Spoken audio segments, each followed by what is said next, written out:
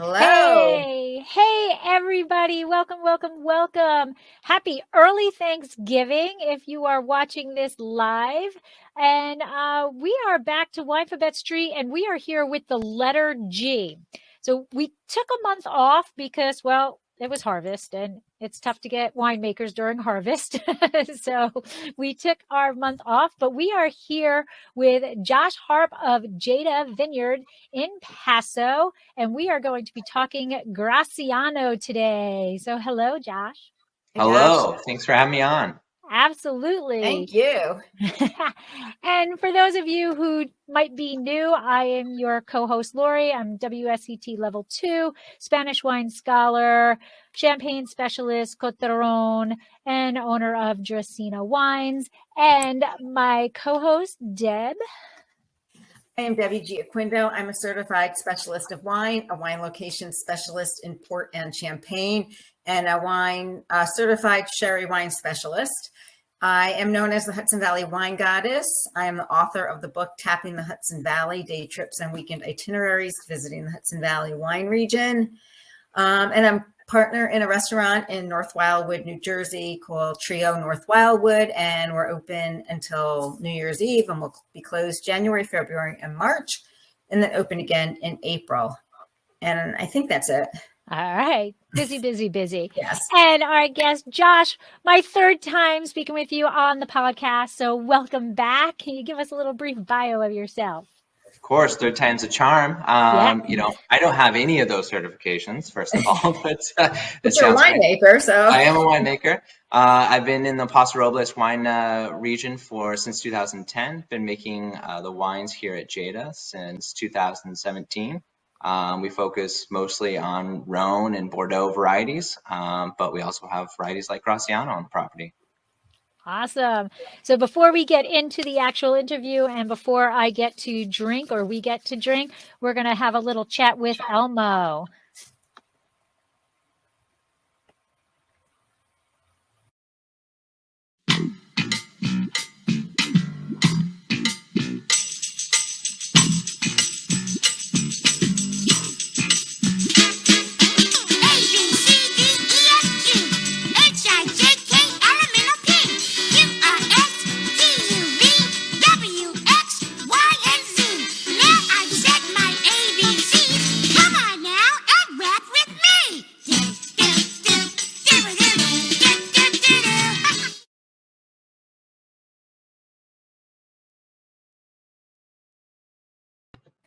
All right. Well, we are now official. So that means it's time to raise a glass. Cheers. Slancha. Cheers. It's going to be a big week of drinking wine. It is. And this is a great wine to be leading off the week with. So this is a 2019 Hell's Kitchen from Jada Vineyard. And so good. Just so good. Well, I have to say mine is coming on Wednesday, so I'm going to watch you guys drink, but I had to pour myself something so I don't feel left out. There you go. I will be opening mine sometime over the weekend. Which maybe that's a good timing, I think. Yeah, with the leftovers. Yes, once the exactly. company leaves. Exactly. Yeah. You know, you might not want to share it now. This is one you kind of want to hug. I can't wait to taste it. So Josh, tell us a little bit about Jada, the history of the winery. Yeah, absolutely. Jada was founded by the Messina family, who are of Sicilian ancestry. Jack Messina, the father of the who was the founder, his parents immigrated his father immigrated from Sicily to the Hell's Kitchen portion of New York, which is actually relevant to this discussion because this is the wine we're tasting today. It's our Hell's Kitchen. And Jack Messina is a retired cardiovascular surgeon and has always had wine in the family. Came over to Paso Robles to see if he could find some property to plant some grapes, and fell in love with this piece of property that was originally planted to barley, and so planted this vineyard in 1999 through 2002, and yeah, we just and here we are today. So. Again, I actually started at this winery in 2015, working under the former winemaker David Gazzagnato.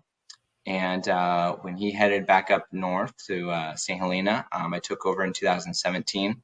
I've told the story a little bit to Lori in the past, but we've worked with several consulting winemakers and viticulturists over the years. But in 17, I was working with about 4 of them who we're partially there to get Jada to where we wanted to be from a quality perspective and from a farming perspective.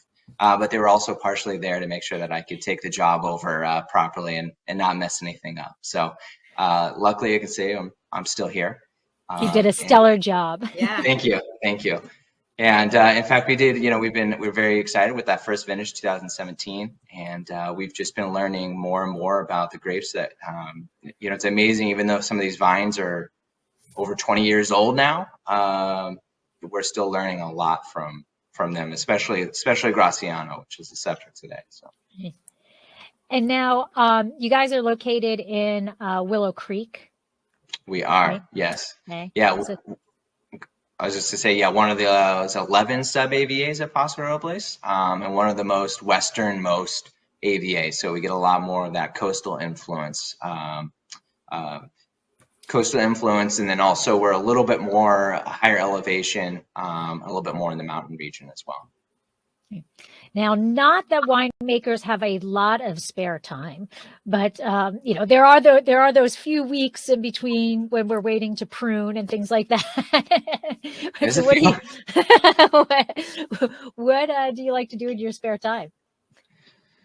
Gosh, it depends on who you ask. If you ask my fiance, she'll say wine is my pastime. So yes, I do. You know how it is. We spend a long time thinking and working, and I love winemaking. It really is something that I spend a lot of time learning about. That being said, we just got back from the Sequoias. I love going up and hiking and exploring. California has a lot to offer, especially for hiking and exploration. I love just being outdoors, and whether it's tennis or golf or whatever, I'll do it. I'm happy. I'm happy out in the sun. All right. I'm with you. I'll do tennis. I don't do golf. I'm not a fan of golf. If there's a puddle this big, yeah, I'll find yeah. my ball will find it. Golf is fun but frustrating. Yeah, I say I like golf, but that doesn't mean I'm good at any of the things. No. I'm lucky I can hit the ball and it doesn't fall right in front of me. Exactly. If I can do that, I'm happy. It's all about getting out there, and then also maybe the beverage that you bring along with you as well is important. As you round that 9th hole, right? Exactly. Yeah. Yes, my husband golfs, and we do not golf together anymore. But what happened was I'm up, I would tee off or whatever, and he would yell at me, no, do this, and I would keep saying to him, I don't think my body goes that way. Like, I don't think my body can do what you want it to do. And he was like, well, just do it. Yes, it does. Just do it. Stop complaining, doing it. So I did it. And it was the best shot I have ever taken. He's sitting there and he's like, oh my God, look, see, it's awesome. I was on the ground, and that was my 4th knee surgery. Oh, ouch. Yeah. Ouch. So you knew. I told you my body doesn't do that. But it was a spectacular shot. It was. Yeah, well, it was worth it, maybe. Maybe not. Oh, that's funny. Okay. Yeah. Go ahead, Deb. So at Jada, how many cases of wine do you produce? Does the winery produce? How big is it? Good question. We're not too big, so we actually have about 60. It depends. We've been pulling some vines out and replanting over the years. So we've been between 45 and 50 acres planted on our estate vineyard. We were recently acquired by the Robles family, a group of wines. So I now have access to some other really awesome vineyards that are, including one that's just completely chalk. So we're looking forward to working with some new properties. But that being said, we're still only about 3,000 cases produced every year. We're working our way up, but we're trying to be very careful about how we increase our production. Most of our wine sales are through the tasting room, and we do a little bit of distribution, but it's very specific. It's geared towards placements in restaurants, mostly in specific wine shops, just to sort of get the wine out there and in front of a larger group of people. But it's very important to us that we're offering the same quality to our wine club members and to our customers that come to the tasting room. So we're increasing our production slightly over, I would say, over a 4 or 5 year period. I don't think we'll be seeing a whole lot more than 5,000 if we are really ambitious. So you had mentioned that you pulled out some vines and replanted. What did you pull out and what did you replant with? We've pulled out early on, was sadly some of our first vines that we pulled out were Grenache Blanc and Roussanne. Those had a lot of leaf roll and red blotch and a lot of other diseases that just they weren't getting into the sugar levels we were looking for, and just weren't giving us good flavor. So those had to come out. We've also pulled out some blocks of Mourvedre, and let's see what else we pulled. Cab Franc was another one that just it can be quite difficult. I've seen Lori's, it can be quite difficult. So and it's when it works, it's amazing. But sometimes it has to work, right? It has to work, right? Mm-hmm. And it sometimes it's a clone thing. Sometimes it's a soil thing. In our case, I think it was probably more clone related because there is some Cab Franc that does work well here. I've had some good examples of it. We're putting back in. What we're trying to do is really go at it with a focus on soil type, and also aspects and elevation. So for example, where we would have one hillside. Let's say it's most of our vines or all of our vines are the road directions is northeast to southwest road direction. Okay. But we've got aspects, most of it's southwest aspects. But we also have some more north or even flat regions on our property as well. Because our elevation is about 300 feet difference between our lowest section and our highest section. So lots of rolling hills, just to give you a little picture, lots of rolling hills, and then different heights and different soil types across those hills. And in the past, we've found that we'll have, let's say, one big hill where the top is mostly exposed, rocky, calcareous soil, really thin and shallower rooting possibilities. And then down at the bottom, where you can imagine a lot of that over thousands and thousands of years, the soil is sort of sloughed off, and so we're seeing a lot of that top soil and top surface layers down at the settling down at the bottom. So we're seeing deeper, more clay loam at the bottom. So we're really focusing on maybe planting the top of a hill separately and distinctly from the bottom. And a lot of what we're trying to do is Syrah, Graciano is another one that we're putting in a lot at the top because it can handle a little bit more heat.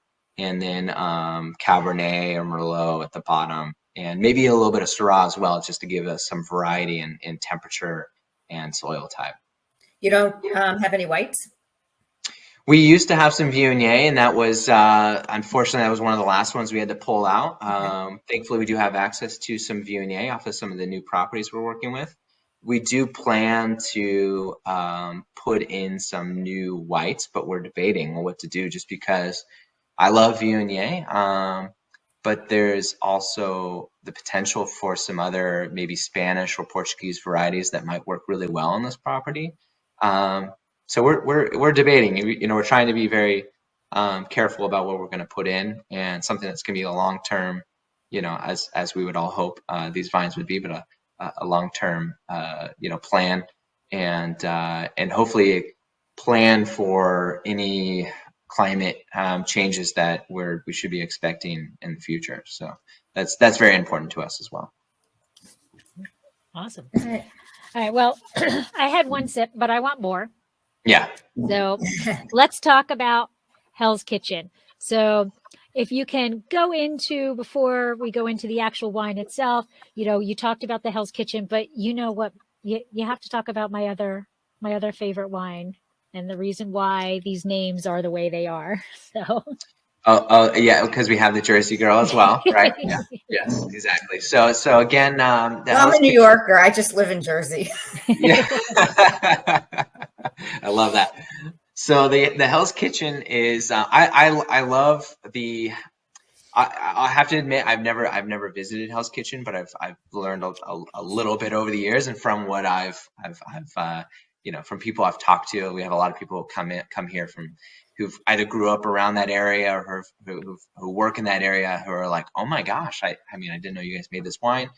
I really like thinking of this, especially since the Jack Messina's father immigrated into Hell's Kitchen. It's kind of like the melting pot of our wines. It's where we bring together a lot of different varieties that sometimes don't play nicely, sometimes play exceptionally well, and you have to find that right balance. And they all bring their own personalities, and so it's one of the most challenging wines to blend, but it's definitely one of the most rewarding.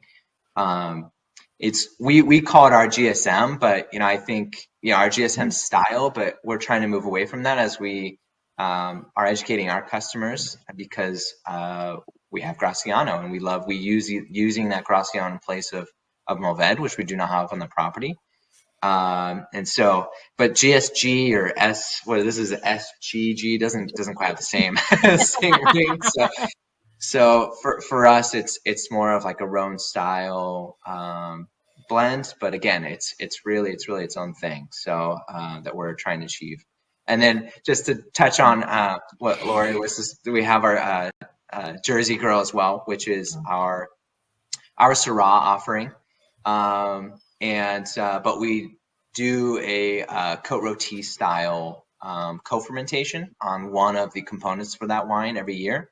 So we actually typically we have one clone of a Syrah on the property that ripens a little bit earlier than all of the other clones that we're working with. And so we're able to catch that Viognier as it's kind of towards the end of its, hang time out in the vineyard. And we'll pull that off, co-ferment them together at sometimes 80% Syrah, 20% Viognier. And then we'll blend in other clones of Syrah and sometimes a little bit of Graciano as well, and bring that Viognier percentage down to about 5%, which I think is just a sweet spot for us here at Jada. So still very much there, but it's not trying to dominate the Syrah, and just shows really nicely. But again, not to, I won't, I know Lori and I have talked a little bit in the past. We're going to go back to Hell's Kitchen. I love Hell's Kitchen. Yeah. I love the wine Hell's Kitchen, but I also love Hell's Kitchen. It is a phenomenal place just to walk around and experience New York. It is an incredible place to just, I think it's got a big heart of New York is there. Yeah. Right. So obviously they lived in Jersey. What was it? Jack Messina and his children grew up not in the Hell's Kitchen area. I think it was Amherst, Amherst, New York. So in New York, Buffalo. Yeah, is that where? North. Okay. Yeah. So they moved out of that area, the Hell's Kitchen area, over to there, and that's kind of where the family later on grew up. And then Jack Messina met his wife who was a Jersey girl. Okay, and got it. so the Jersey girl is For her. homage to her. That's what I thought it was. Yep, the wife. Yeah. Someone came from Jersey. Somebody came from Jersey. Yeah. So back to Hell's Kitchen. How much Graciano? What's the percentage of this in this vintage? Because I know, right, it changes from vintage to vintage. It does change from vintage to vintage, and this is 17% in this vintage, the 2019 that we're tasting today. Often the Graciano and the Grenache will kind of switch places, and depending on which one's dominant. We do a lot of co-fermentations. It's something I believe deeply in doing. We're spending a lot of time in the vineyard and seeing what's ripening and what sections are ripening in the vineyard, and seeing if there's anywhere that we can maybe play a little bit and ferment these varieties together. So often there's really just no way that we can plan these percentages, that, you know, a goal percentage, because we are doing so many co-fermentations, and a lot of them are made quickly in the vineyard with no real numbers in mind. More just, I think this is going to work. These are tasting really nice. So example is we'll do let's say like 80% Syrah, 20% Graciano, and sometimes we'll do 60% Syrah and 40% Graciano as a co-fermentation. And then we'll start blending all these together. And the idea is I like to have a little bit more Syrah dominating this wine. But the goal is, how can I have all three of those varieties still show through and be representative in this wine, especially Grenache, because I love Grenache as well. And so I think it's really important not to mask any of those wines. So on the nose, this is extremely dark fruit to me. And yes. we were joking earlier before coming on about Thanksgiving table, but oh my God, this would be phenomenal on a Thanksgiving table. Yeah, and I think this year especially, and I'm sure we'll talk more about how tannins are playing, especially with the Graciano. Mm-hmm. But this is just one of the most luscious Hell's Kitchens that we've made. I mean, there's just really no rough edges anymore. Any of that has worked out in bottle over the last year or two, or a year, I should say. And yeah, I think it's just it's going to pair really well with anything you throw at it. Yeah, it's like I say, very dark fruit. It's got that we had talked about this previously, the like baking spice concept of it. And on the palate, it's actually kind of a rather full-bodied wine, and the tannins like dance on your tongue. When you first taste it, the tannins are there, but they start to kind of break down nicely so that the finish lingers, but you don't have that drying effect that tannins can provide. Right, exactly. Yeah, we're always looking for that weight, that viscosity on the mid palate. It's probably one of the biggest signals that I use while myself and the assistant winemaker were blending through these wines. If there's mid palate missing, that's when we start trying to bring in the spice dish and see. Because for me, that's one of the most important sort of, I say, subconscious and subconscious signals that maybe it's not going to be quite as full or have that lasting, as you're saying, lasting tannin profile. So yeah, that's something we're focusing on big time. And a lot of that is coming from the ability that we have to co-ferment our Syrah with Graciano. Because as you know, Syrah can be very, very tannic if you leave it on the skins too long, depending on the vintage. Sometimes we're doing a little bit of whole cluster, so that's going to add some tannin as well.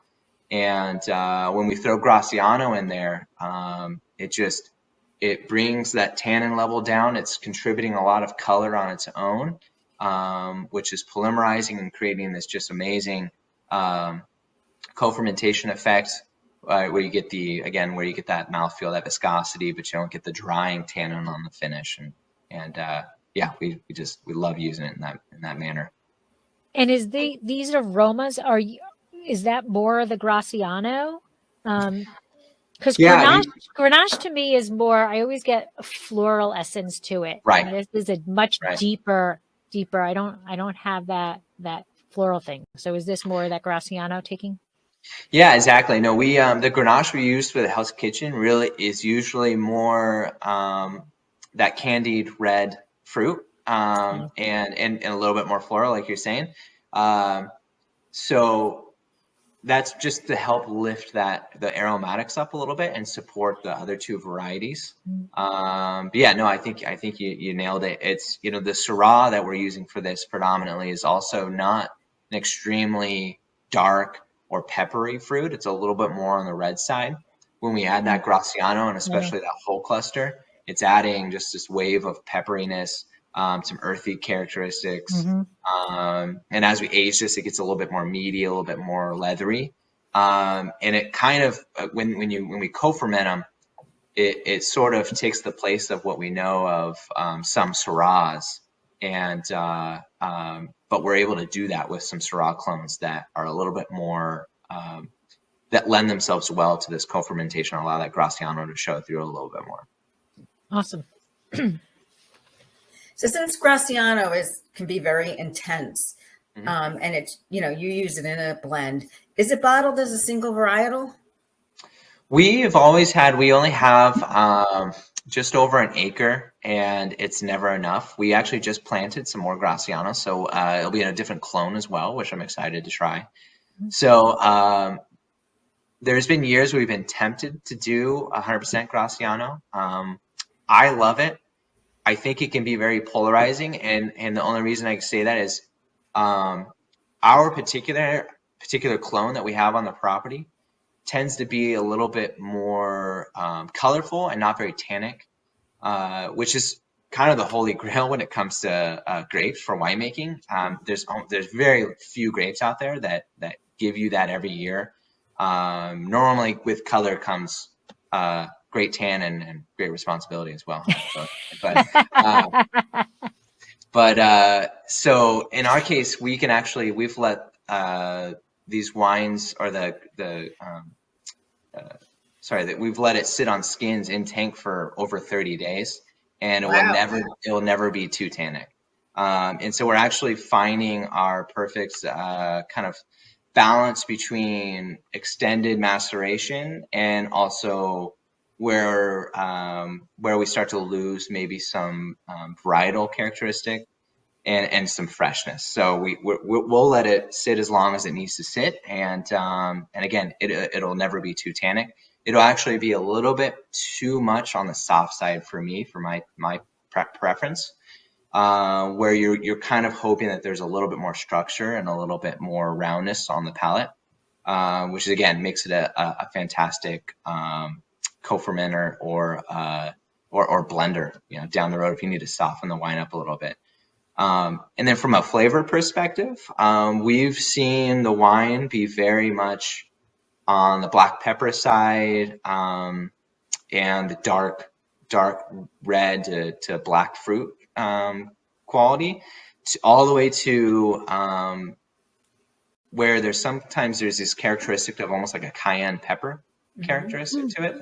Something that I've never smelled or tasted on any other variety off of this property.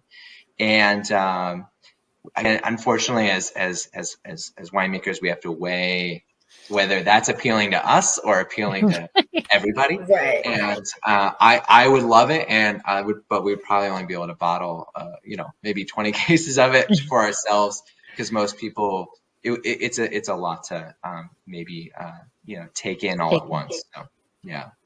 So the Graciano Grape it's grown in Navarra and Rioja regions of Spain. And from what I read, that's kind of where it originated. How did it get to California? Yeah, I think one of the biggest importers, I think I'm not sure who else is bringing it in, but I know Sunridge Nurseries is one of the first licensed, licensed propagator for Graciano. Okay.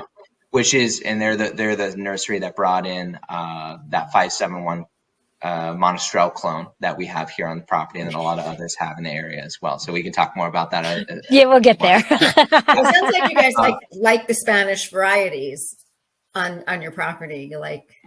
I think Tempranillo, well, again, it comes down to you only have so much square footage, and we would love to plant so many different varieties. But what we've had to focus on, maybe trying different clones of, for example, Syrah.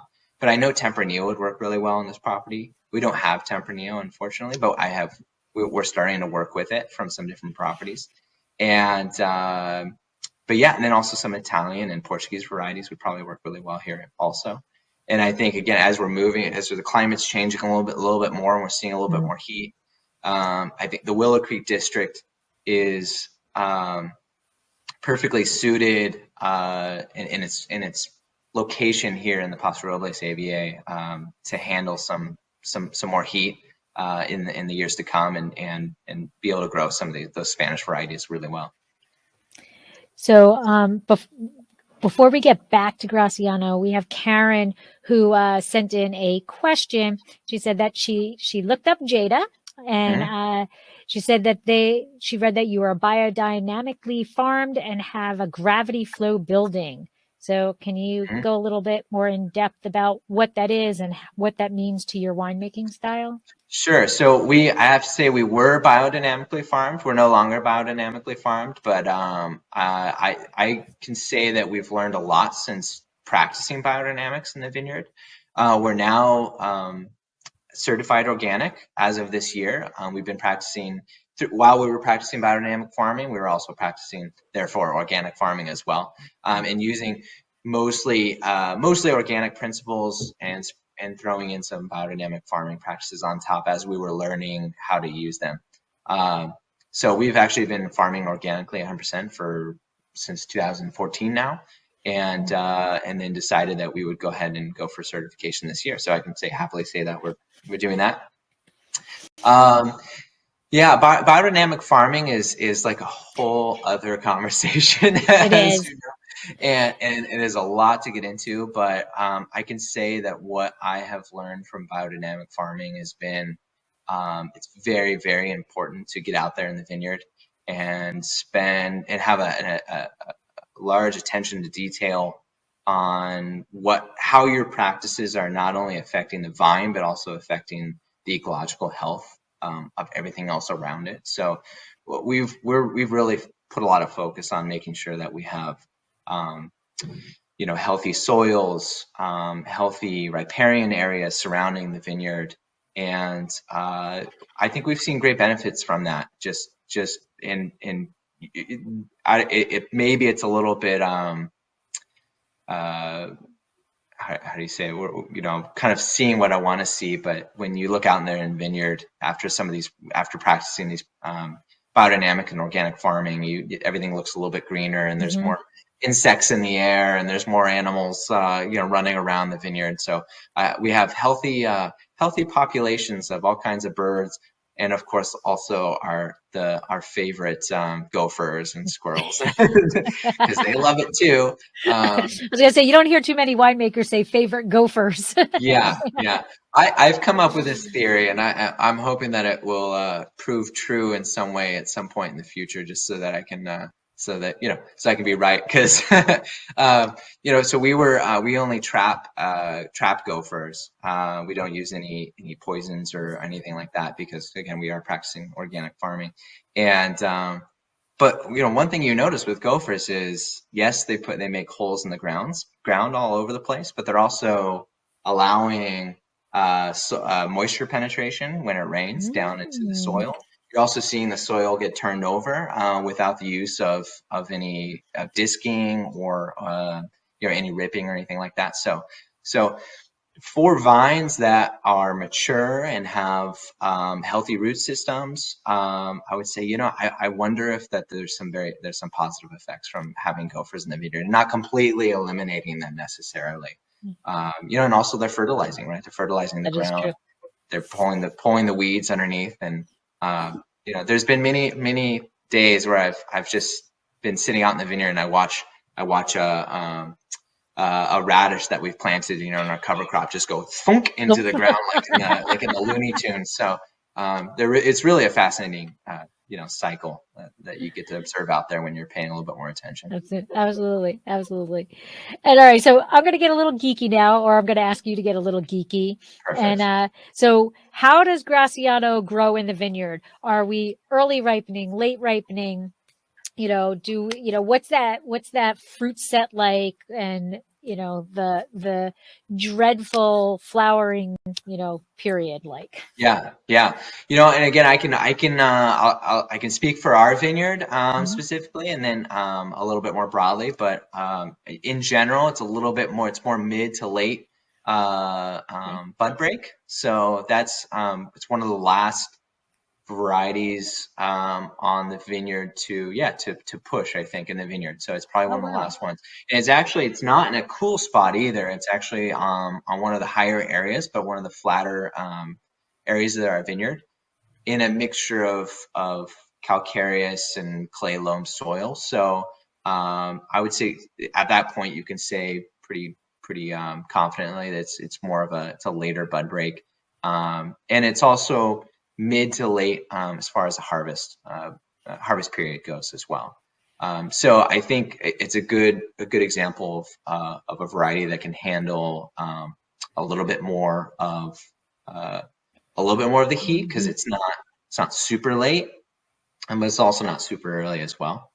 For us, we tends to be on a pretty vigorous, actually, surprisingly vigorous. It is on 1103P rootstock, which is a vigorous rootstock.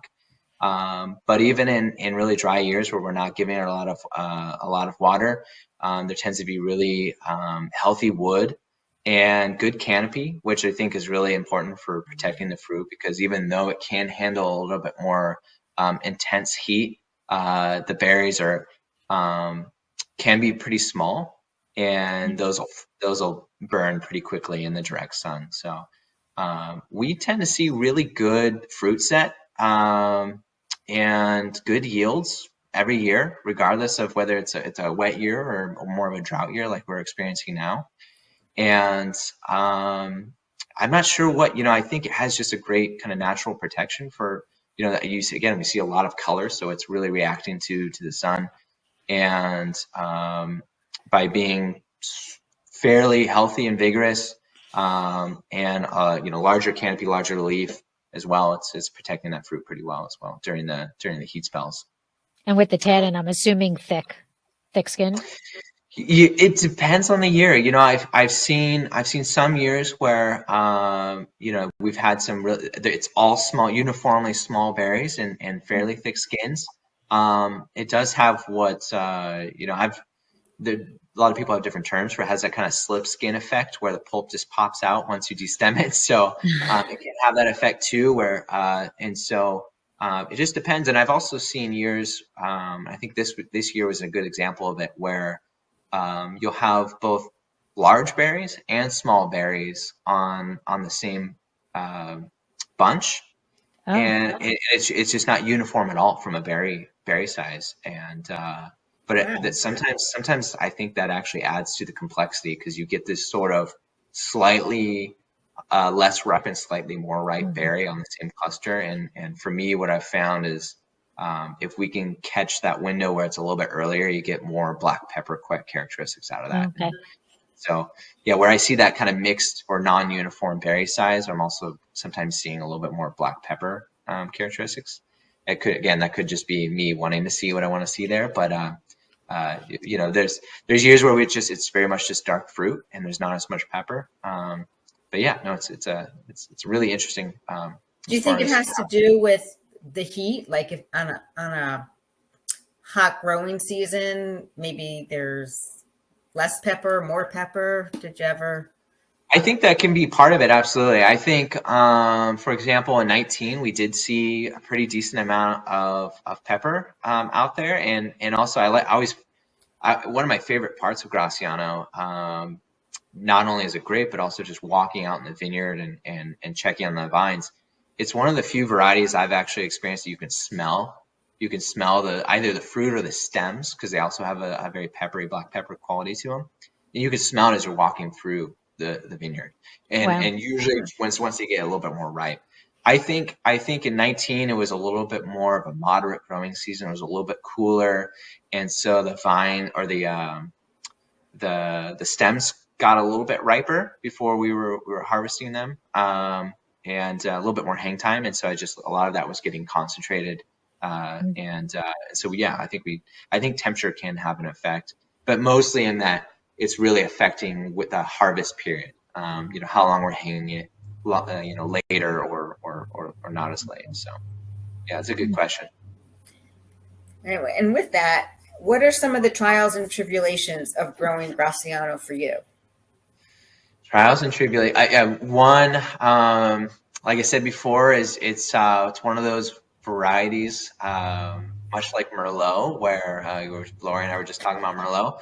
You'll be watching it one day, it looks great, and you're like, I should probably harvest that, and then the next day you have a hot day and it's raisins. So it really can happen very, very quickly.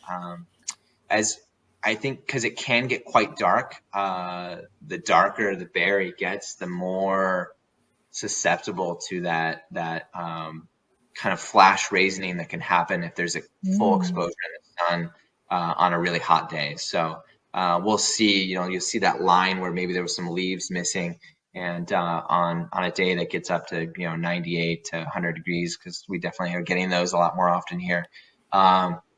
Those can definitely we'll lose a lot of that fruit there on the side that's exposed to the sun. So those are things that we've had to learn. I've also had to learn to the clusters themselves can be quite large, but one of the most beautiful clusters for me, because even if it's really big, it's very loose, very, very loose cluster. So every berry has space in between it, and then all of the wings and shoulders are actually hanging very loosely on the cluster itself as well. So where you see, for example, with like Syrah, where they tend to be they can be small or medium-sized berries, quite dense. Often the wings or the shoulders will want to, as they're hanging on the principal part of the rachis, they'll sort of just become one clump and just very dense and very hard to manage.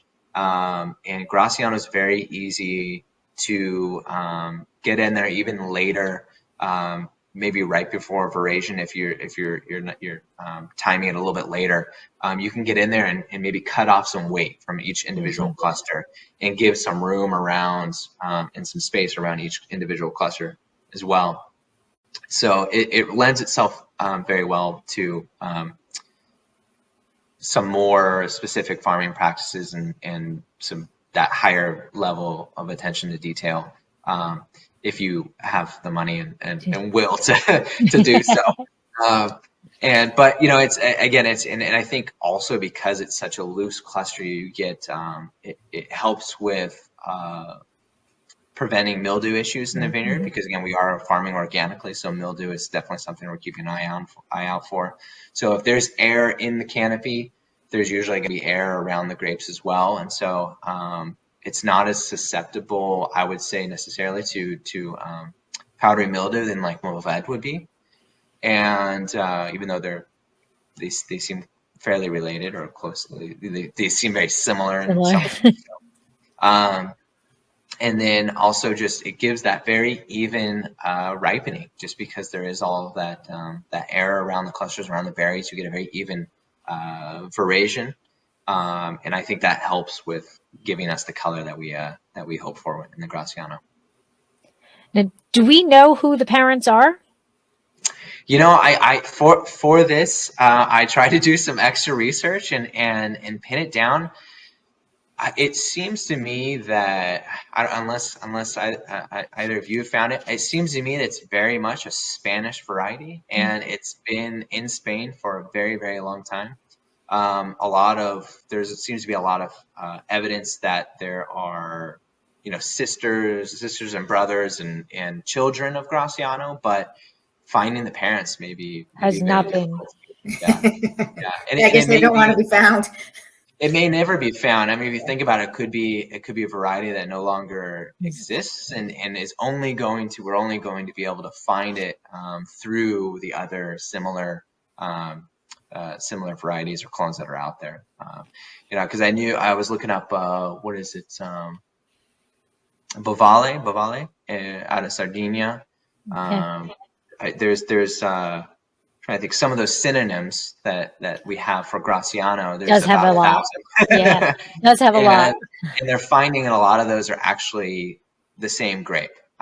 Even that maybe, especially the Sardinian or the clones that are similar are maybe just, again, slightly different clones, but they're all coming from a very similar grape. Hence all of the synonyms. It makes sense. And it's amazing that even back then they had so many names for these things because they tasted the same, and they were realizing that there were similarities, and must have had great palates back then too. So right. We really don't, see a lot of Graciano. Is it grown besides Spain? I know it's grown in Spain.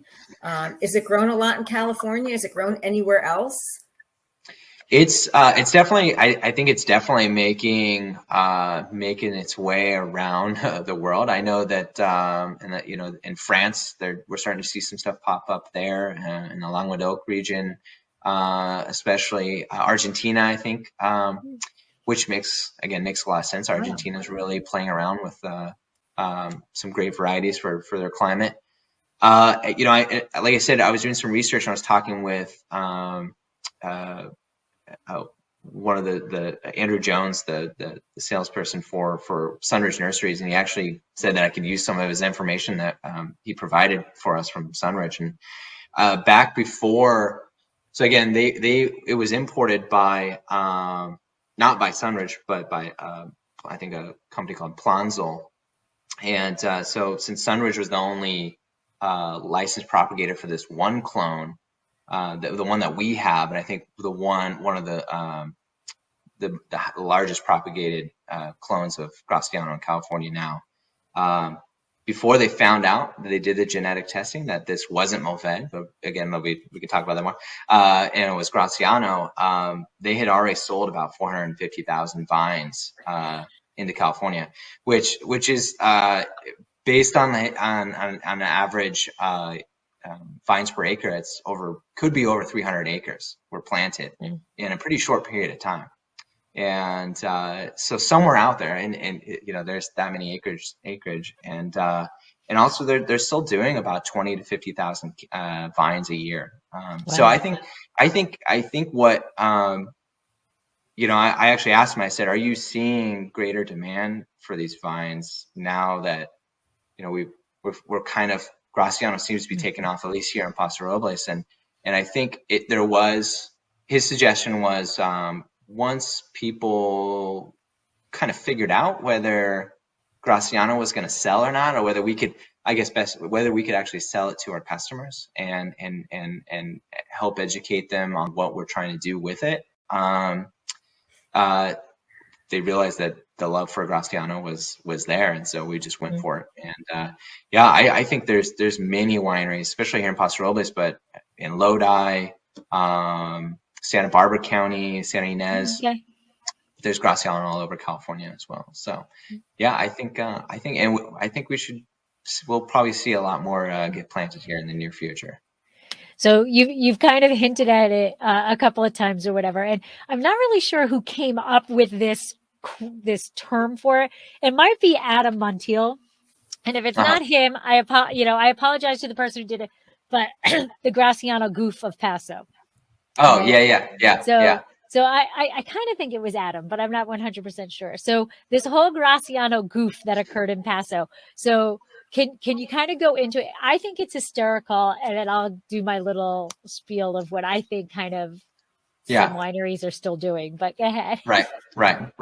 So I guess just to start from the beginning, Jada planted 2 different clones of Mourvèdre on the property here, and one of them was called 571 Monastrell, Monastrell being a synonym for Mourvèdre or Mourvèdre.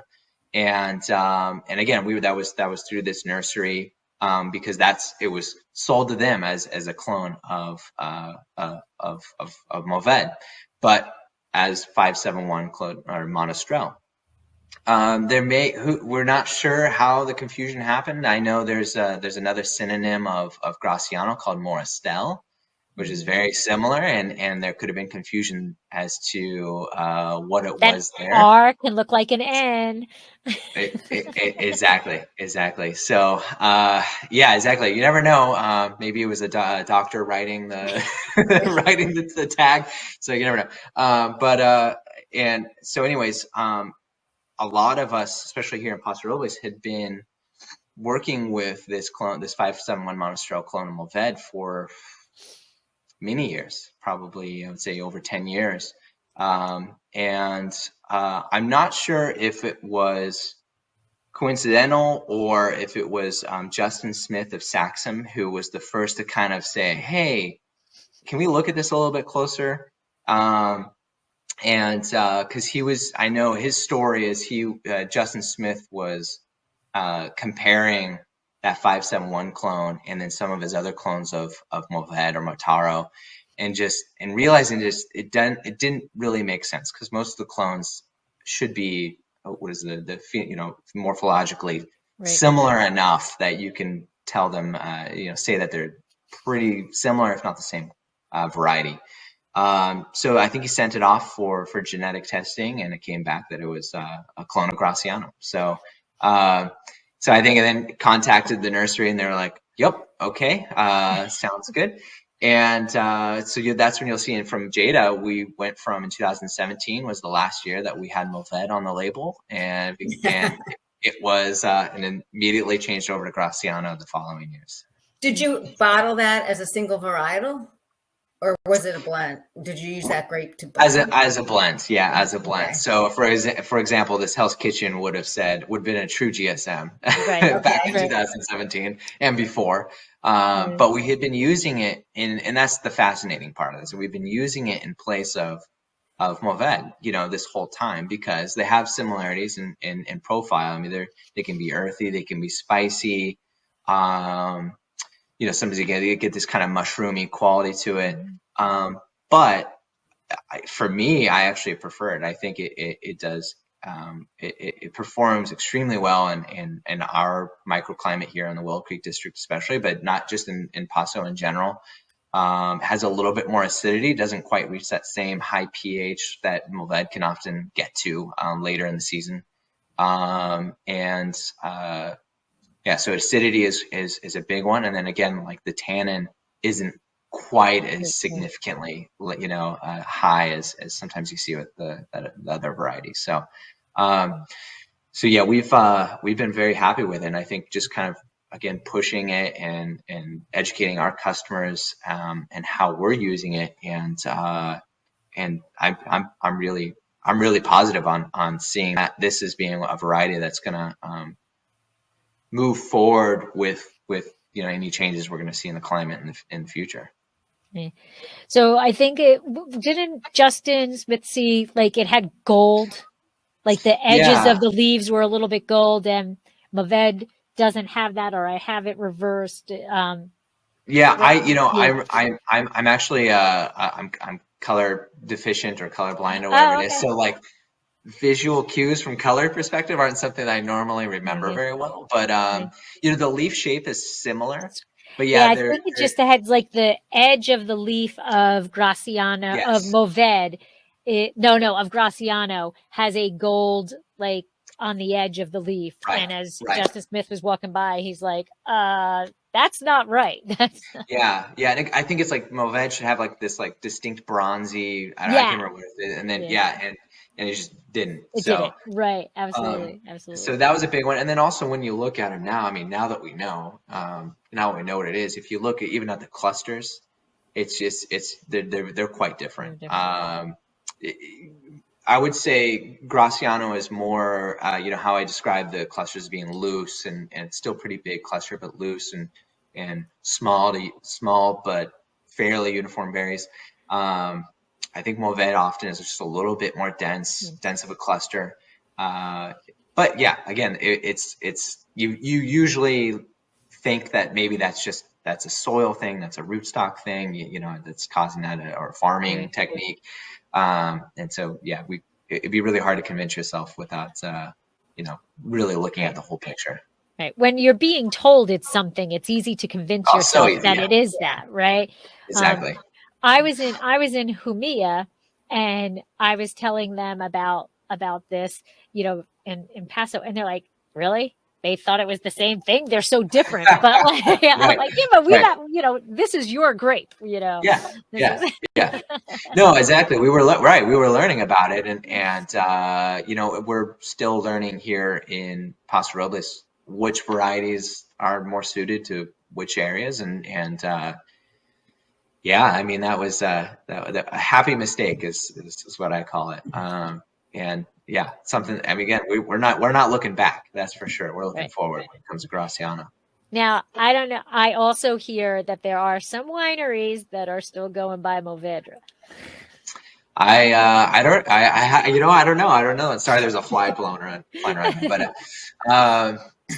I understand that completely. It's really tough to, especially I can be a purist, or not even a purist, but I can be a data guy sometimes, and we track everything down to the half gallon or whatever, and our percentages we try to be very precise with. So yeah, unless someone comes out and tells me this is what you should call it, I totally get that. And we had to have an internal discussion on it too. What are we going to do, because we can no longer call this a GSM, and GSM sounds way sexier than GSG or SGG. Right. It's a harder sell, and GSMs have been, to be fair, growing in popularity, but only because it's taken some time for customers buying GSMs in the stores to understand what it is, why that blend is different than any other blend. So that has taken some time, and then all of a sudden we're handed this. You can't you can't call it that now because it doesn't make sense. So yeah, we embraced it. I know there's definitely probably more, at least that I know here in Paso Robles, that have embraced it than those that have not. And some of those are the top wineries, including Saxon, like we talked about, Turtle Rock, Torrent. I mean, they're all fantastic wineries that are using Graciano and calling it what it is. So. Right. So you talked about how you co-ferment for Hell's Kitchen. Do you co-ferment anything else that you produce? Yeah. Yes. You do a lot? Is the answer. We do a lot of co-fermentation, and we use a lot of phenolic analysis in the vineyard, and so we're checking color, we're checking tannin in the vineyard. It's not a perfect solution, so it's just another tool that we use out there. We're also doing a lot of tasting, a lot of just using visual aspects to make these decisions. But often there's years, for example, Lori and I were talking about Merlot. There's years where the flavor is just striking and wonderful, but maybe we're not getting quite the color, quite the structure. We're not going to get that mid palate density that we're looking for. So we'll throw in 5% of Cabernet or 5% of Petit Verdot, depending on the vintage, and co-ferment those together. And what you end up getting, in my opinion, is you still get a Merlot that tastes distinctly Merlot, but you're getting that supporting grape is coming in early and incorporating really early, and is helping lift that other variety up. So yeah, we do a lot of that with our Bordeaux blends that we have, but on the Rhone side as well. I'm trying to think. We also have Tannat on the property, so we're actually doing Syrah and Tannat co-fermentations too. One of my favorites, I haven't done it lately because it's a bit risky and it just worked out. But in 2017, we did one co-fermentation, one tank of Syrah, Graciano, and Tannat, and it was probably one of my favorite wines Wow. that we had ever made. That's interesting. Yeah, just super dark, earthy, spicy, again, very polarizing. So one of those wines that we'll get customers that are like, I don't like that, and that's great. That's totally fine because I get it. It's especially when we're like it's meaty, it's earthy, it's leathery, it's got some tar in there. That doesn't sound appealing to some people, and I totally understand that. But you'll have other people who buy it by the caseload. Oh, absolutely. We have people who we had some customers who I'm trying to remember where. Oh, they were from their family was in Armenia, and they took it all the way back to Armenia to their family because they loved it so much. And I was like, that's the stories that keep us making these kinds of wines. So so we always are trying new things, and that SGT, that single co-fermentation that we ended up bottling, the idea was that was going to go into the Hell's Kitchen, and that was going to be a component of the Hell's Kitchen. But this was the best way to do it. We wanted it was a small pick of Syrah, Graciano, Tannat off the tops of all of our little hills, and that were ripening at the same time. But we didn't want to pick all of it at once because some of it would be not as ripe as we'd like it to be. So we did these small picks. And we did some whole cluster on the Graciano because I love that peppery quality, that extra peppery and floral quality you get from the whole cluster. And yeah, it just ended up being a beautiful, beautiful wine. So yeah, we use Graciano all over the place. Awesome. You'll see it ends up like we talked about our Jersey Girl, our Hell's Kitchen. It even ends up in we'll do that Syrah Graciano co-fermentation I talked about. We do a what's called our Sawbones blend, which is a Cab Syrah blend, and often it's Cabernet, Syrah, and then there's a little bit of Graciano in there. And again, it's not planned; it's from that co-fermentation that we're doing, starting in the vineyard. And then you also like to play with your fermenting vessels. You have a lot of vessels. Yes, yeah. We have a mixture of closed top tanks. We have open top tanks. We have the T bins, the 1.5 ton T bins, which for us, because we're mostly stainless steel tanks, can get moved around a lot, throughout the cellar. We're pretty small here and not a lot of space, but those are great for testing those co-fermentations. Let's say it's something that we think is maybe a little bit more risky, but we can do a small scale version of that. And open tops are great because you can control them a little bit more. You can manipulate them a little bit more if you want to do more punch downs or less punch downs. And especially a whole cluster, like we were talking about. We'll do, especially in the open tops, we'll do a lot more whole cluster in those because you have some options there, as opposed to once you put it in a closed top tank, it's kind of you're kind of done from there. So yeah, and then I have not yet experienced. I have in the past, but not here at Jada. I haven't done a lot of like barrel fermentations. It's something that we've looked into doing, but for me, the most important part is just learning. I feel like you can't learn enough about what you're getting out of the vineyard, and testing those co-fermentations as opposed to trying to control some of that tannin and oak integration. But that being said, we do a lot of things that are very similar. We get our wines on oak early. We do blending very early, so we make up for it in those ways. So, I was doing some research on food. I can't believe you're going to ask this question, Deb. I can't. I love, Lori, that you know this. So okay. One of the things I read, and yes. it said that it paired well. Is this about me? No. It paired well with seared kangaroo with raspberry glaze. I was just like, oh. Wait, you don't eat that every Saturday? That's not your. No, it's my Sunday dinner. It's my Sunday dinner. Sunday. Okay. Seared kangaroo. It said seared kangaroo with a raspberry glaze, and I'm like, okay, I have no idea what kangaroo tastes like. So, what do you pair? What's a good pairing for Graciano? And what is your favorite pairing with it? I'm going to make some assumptions here because I should have asked my Australian friends on this one. Right? I'm going to make some assumptions that Kangaroo is on the gamey side.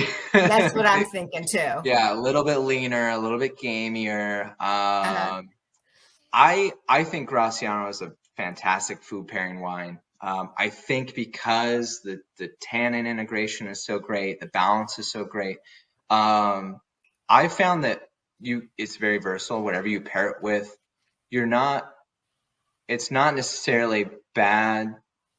I'll put it this way: the wine's not going to mask anything that you're eating. It's going to, whatever you're eating is going to lift a different aspect from the Graciano out. And but I love pairing it with things that are a little bit maybe have a little bit of a little more heat. Whereas with something like Merlot, you're not going to do a lot of spicy or like hot spicy stuff. Mm-hmm. Anything that brings out that black pepper in the food is going to pair well with the black pepper that's naturally in that wine. But I do also get the sort of fruit reduction sauce as well, because you can get this broad, almost rich, sweet, dark fruit off of the Graciano. And I think, again, you're just going to lift that up in the wine. So that makes a lot of sense to me. To me, lamb is a great pairing with Graciano. Anything that's kind of got more wild or more fragrant spices like Moroccan dishes as well. That works really well. And also I just had it with, just because this is closer to home. My fiance is kind of stays away from gluten and from dairy a lot. So we had it with a spicy, we had this Hell's Kitchen actually with it was a spicy, like Italian sauce, but on a cauliflower gnocchi, and it works totally well. Fried diavolo or whatever. Don't they call it? What was that, sorry? Fried diavolo or something, the spicy tomato sauce. Yeah, I'm trying to remember what it was. Arrabbiata. No, isn't fried diavolo like seafood stuff? Isn't arrabbiata? Like, are you thinking? Yeah, it was more like an arrabbiata. Yeah, I would say it's more like that. Exactly. So, and for me, I can see that. Yeah, because that is a little bit on the hotter but spicy side, and for me, it paired perfectly, because it didn't. I was expecting kind of the tomato based sauce to maybe mask or not really hold up to the wine, or the wine not to hold up to it, and no, I was very pleasantly surprised. But yeah, I think it works really well with the more of the gamey dishes. On the seafood side, don't be afraid to go with the more blackened version. Again, add those spices, add those, just kind of a little bit more powerful and pungent aromatics are going to pair perfectly with this wine. And kangaroo apparently. Kangaroo. I saw that. I'm like, oh my gosh. And Michael says he pairs 100% Graciano with marinated and seared barbecue tri-tip. Oh, see, yeah, that makes a lot of sense to me. Yeah, that makes a lot of sense to me. Absolutely. Marinated and seared. Yeah, see, for me, well, and again, I love like a good sear on anything really, but I think when you get those more like charcoaly, but like, almost, I don't want to say like tar, but you get that characteristic when you draw that out of the meat. That Graciano just does really well with that. Awesome. Well, I want to say thank you so much for joining us. Thank you. And talking Graciano and sharing a Hell's Kitchen with us. And I just want to make sure everybody knows how to find Jada, because I can't drive everybody to your winery. I'll do it as often as I can, Jeff, but I can't drive everybody there. So how do people find Jada? You're not gonna start a limo service as well, only dedicated to Jada. There you go. Yeah. No, like I said, we're mostly through the taste room. We love the opportunity to talk with our customers and explain our wines person to person and face to face. So you can find our wines here at Jada. We're off of Vineyard Drive on the west side of Paso Robles. I would say we're about 15 minutes from the 101. For those who are touring the coast, we're about 20 minutes from Cambria and in Cayucas. So great location. You can find us. You can purchase our wines online at www.jadavineyard.com. And I had to remember that one. And also I always forget our social media, but if you look up Jada Wines or Jada Vineyard, you'll find us right away. And that'll point you in the right direction. I don't have a list yet of where you can find us out in the world. We're getting close to being able to put together a list like that. We are, like I said, we're at a few selections of restaurants in Colorado now, Arizona, and then as Lori and I were talking about earlier, we just got distribution somehow for the first time into New York. So wow. Yeah. So it's been something we've been working towards because again, we have the Hell's Kitchen and the Jersey Girl, and I think it's going to appeal to a lot of people over there. We have the story behind it too, as well. So, but right now I can't tell. Keep an eye open as well. Say if you're at a restaurant and see. I will look for it. Yeah. So I actually did. I had to stop myself from drinking so I could save just a little bit to raise a glass at the end and say thank you for coming on. Thank you. And sharing all of your information, sharing Graciano and Hell's Kitchen with us. And so raise a glass again. Slancha, thank you again. Thank you so much for having me on. This was fun. Yeah. Happy Thanksgiving. Yes, happy you as well. Thanksgiving. And until I see you again, Josh, we'll see you soon. All right. Sounds good. Okay. Thanks a lot. Thanks. Take care.